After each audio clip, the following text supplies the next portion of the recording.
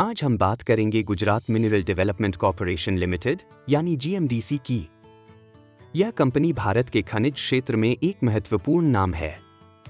इसकी शुरुआत 15 मई 1963 को हुई थी, जब गुजरात राज्य ने औद्योगिक विकास के लिए ईंधन और ऊर्जा संसाधनों की आवश्यकता को महसूस किया। इसी उद्देश्य से एक पब्लिक सेक्टर कंपनी बनाई गई, जो राज्य के खनिज संसाधनों के विकास पर केंद्रित हो।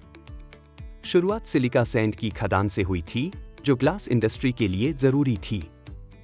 लेकिन आज जीएमडीसी के पास खनिजों का एक विशाल पोर्टफोलियो है और यह गुजरात के माइनिंग सेक्टर की रीढ़ बन चुकी है। कंपनी का बिजनेस मुख्य रूप से माइनिंग और मिनरल प्रोसेसिंग पर आधारित है।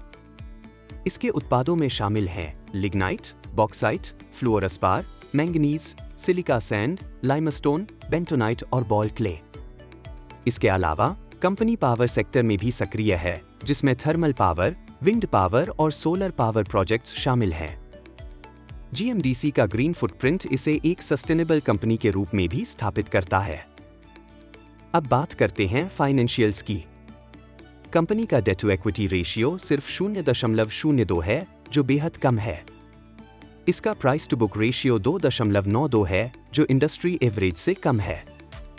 सबसे खास बात कंपनी का इंटरेस्ट कवरेज रेशियो 411.39 है, जो पिछले साल के 273.4 से काफी ज्यादा है। यह वित्तीय मजबूती का संकेत है। पिछले 52 हफ्तों में स्टॉक ने 104% का रिटर्न दिया है।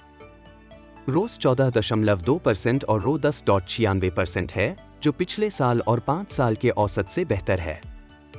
ऑपरेटिंग प्रॉफिट मार्जिन 22.4% और नेट प्रॉफिट मार्जिन 24.06% है। कंपनी डिविडेंड भी देती है, डिविडेंड यील्ड 1.67%। ग्रोथ की बात करें तो कंपनी का 3 साल का सेल्स केगर 28.97% और प्रॉफिट केगर 367% है। एफआईआईज और डीआईआईज ने अपनी हिस्सेदारी बढ़ाई है, जो निवेशकों के लिए पॉजिटिव सिग्नल है। प्रमोटर्स, एफआईआईज और डीआईआईज मिलकर कंपनी में 77% से ज्यादा हिस्सेदारी रखते हैं। लेकिन हर कहानी में कुछ चुनौतियां भी होती हैं। जीएमडीसी का डेट टू इक्विटी रेशियो थोड़ा बढ़ा है और ऑपरेटिंग प्रॉफिट मार्जिन तथा नेट प्रॉफिट मार्जिन पिछले साल के मुकाबले घटे हैं।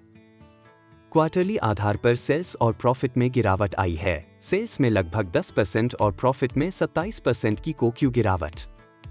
तो कुल मिलाकर जीएमडीसी एक मजबूत बैलेंस शीट, शानदार ग्रोथ और डिविडेंड देने वाली कंपनी है। लेकिन शॉर्ट टर्म में कुछ दबाव दिख रहा है। अगर आप माइनिंग और पावर सेक्टर में निवेश के अवसर तलाश रहे हैं, तो यह स्टॉक आपके रडार पर होना चाहिए। डिस्क्लेमर: यह वीडियो केवल शैक्षिक उद्देश्य के लिए है। निवेश से पहले एसबीआई रजिस्टर्ड इन्वेस्टमेंट एडवाइजर से परामर्श करें।